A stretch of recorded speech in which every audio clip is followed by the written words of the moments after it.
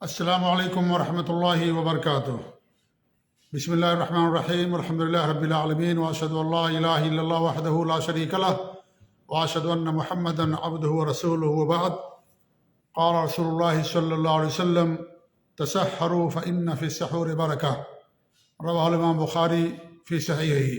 معزز ناظرین و مشاہدین، چھوٹی سی بات لے کر کے میں آپ لوگوں کے سامنے حاضر ہوا ہوں۔ وہ اگرچہ چھوٹی سی بات ہے لیکن عبادت ہے، اور وہ ہے سحری کرنا۔ سحری کرنا ہمارے نبی کی سنت ہے، ہمارے نبی کا حکم ہے، اور ہمارے درمیان اور اہل کتاب کے درمیان، جیسا کہ آپ صلی اللہ علیہ وسلم کی حدیث ہے، وہ ہے سحری نہ کرنا۔ وہ اہل کتاب یہود و نصارہ جب روزہ رکھتے ہیں سحری نہیں کرتے، ہمیں آپ نے ان کی مخالفت کا حکم دیا اور سحری کرنے کا حکم دیا۔ صحیح مسلم کی روایت ہے کہ آپ فرماتے ہیں: فصل ما بین صیامنا و صیام اہل کتاب اکلۃ السحر، ہمارے درمیان اور اہل کتاب کے روزوں کے درمیان جو فصل ہے، جو اختلاف ہے، وہ کیا ہے؟ سحری کرنے کا ہے۔ تو سحری کرنا عبادت ہے، یہ عام کھانا نہیں ہے۔ اسی لیے جب ہم سحری کریں تو ہمیں اس کی عظمت کا احساس ہونا چاہیے کہ ہمارے نبی کی سنت ہے، اخلاص ہونا چاہیے ہمارے اندر، اور انسان یہ سوچے کہ ہمارے نبی کا حکم ہے، لہذا وہ کھانا کھائے گا تو اللہ تعالیٰ اسے اجر سے نوازے گا، اور یہ چیز اس کے لیے عبادت ہوگی۔ آپ صلی اللہ علیہ وسلم نے ہمیں سحری کرنے کا حکم دیا ہے۔ اللہ کے رسول صلی اللہ علیہ وسلم کی حدیث ہے: السحور اکلۃ برکت، جو سحری ہے یا اکلۃ برکت، وہ برکت کا کھانا ہے، یعنی بابرکت کھانا ہے سحری، اور اس کے اندر کئی طرح کی برکتیں ہیں۔ ایک برکت تو یہ ہے کہ جو انسان سحری کرتا ہے اسے فجر کی نماز مل جاتی ہے الحمدللہ، اور پھر اسے دن کے اندر طاقت ملتی ہے جب وہ روزہ رکھتا ہے، فائدہ اسے ملتا ہے۔ تو بہت ساری برکتیں ہیں سحری کرنے میں، ہمارے نبی کی سنت ہے، ہمارے نبی کا عمل ہے، اس لیے انسان کو سحری کرنا چاہیے۔ لیکن سحری کرنا فرض نہیں ہے، انسان اگر سحری نہیں کرے گا تو اس کا روزہ ہو جائے گا۔ تو ہمارے نبی صلی اللہ علیہ وسلم فرماتے ہیں کہ سحری کیا ہے؟ یہ بابرکت کھانا ہے، فلا تدعوا، لہذا تم سحری کو نہ چھوڑو۔ وَلَوْ أَن يَجْرَعَ أَحَدُكُمْ جُرْعَةً مِّن مَّاءٍ، اگر اسے کچھ نہ ملے تو پانی کے گھونٹ ہی کو نہ پی لے، اس لیے کہ اللہ رب العالمین اور اس کے فرشتے سحری کرنے والوں پر رحمتیں بھیجتے ہیں۔ فَإِنَّ اللَّهَ وَمَلَائِكَتَهُ يُصَلُّونَ عَلَى الْمُتَسَحِّرِينَ، سحری کرنے والوں پر رحمتیں بھیجتے ہیں۔ یہ صحیح الترغیب میں امام البانی رحمۃ اللہ علیہ نے اس حدیث کو بیان کیا ہے۔ تو اس سے کئی باتیں معلوم ہوئی۔ ایک بات تو یہ معلوم ہوئی کہ سحری پیٹ بھر کر کے کھانے کا نام نہیں ہے، بلکہ سحری سحر کے وقت میں کھانے کا نام ہے۔ سحر کا وقت کیا ہے؟ جو فجر کاذب ہوتی ہے اس وقت سے لے کر کے اذان فجر تک، فجر کی جو نماز فرض پڑھی جاتی ہے اس وقت تک جو انسان کھانا کھاتا ہے اس کو سحری کہا جاتا ہے۔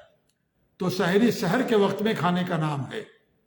جیسے انسان ناشتہ کرتا ہے تو اس کو صبح کے وقت میں اس کا نام ناشتہ ہے، دوپہر کے وقت میں انسان کھانا کھاتا ہے اسے غدا کہا جاتا ہے، یا اسے لنچ کہتے ہیں انگلش زبان میں۔ اگر انسان صبح میں کھانا کھائے گا تو اسے لنچ نہیں کہا جائے گا، بلکہ وہ ناشتہ کہا جائے گا، فطور کہا جائے گا اسے۔ تو اس لیے سحری سحر کے وقت میں کھانے کا نام ہے۔ اسی لیے حدیث کے اندر کہا گیا ہے کہ سحری میں انسان کو تاخیر کرنی چاہیے، اور افطار میں انسان کو جلدی۔ اور جلدی کا مطلب یہ ہے کہ سورج غروب ہو گئے انسان افطار کر لے، اس کے لیے انتظار کرنا صحیح نہیں ہے، سنت کے خلاف ہے۔ سحری بہت پہلے کر کے سو جانا، آدھی رات یا اور اس سے پہلے سو جانا، تو اس میں کیا ہے؟ یہ سحری نہیں ہے، وہ عام کھانا مانا جائے گا۔ لہذا سحری کے وقت میں، سحر کے وقت میں کھانا کھانا یا پانی پینا یہ سحری ہے۔ لوگ یہ سمجھتے ہیں کہ سحر کے وقت میں خوب پیٹ بھر کے کھانا کھایا جائے تبھی سحری ہوگی، ایسی بات نہیں ہے۔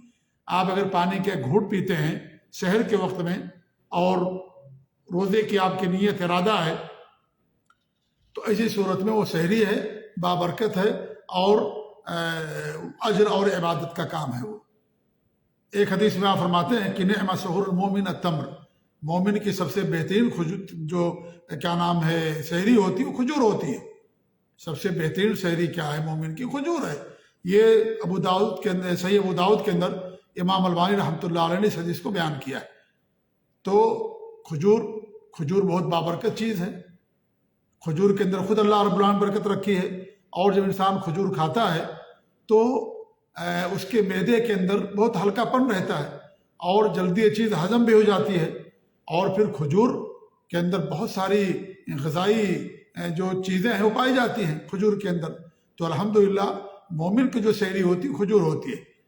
سحر کے وقت میں انسان چند کھجور کھا لے، 3 5 7 کھجور کھا لے، الحمدللہ انسان دن بھر راحت محسوس کرتا ہے، پیٹ میں کوئی بوجھل نہیں ہوتا ہے اور اس طریقے سے ہلکا پن محسوس ہوتا ہے.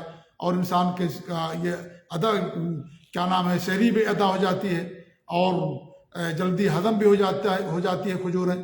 تو انسان کے لیے ہمارے بھی فرماتے ہیں کہ مومن کی جو بہترین سحری ہے کیا ہے، وہ کھجور ہے.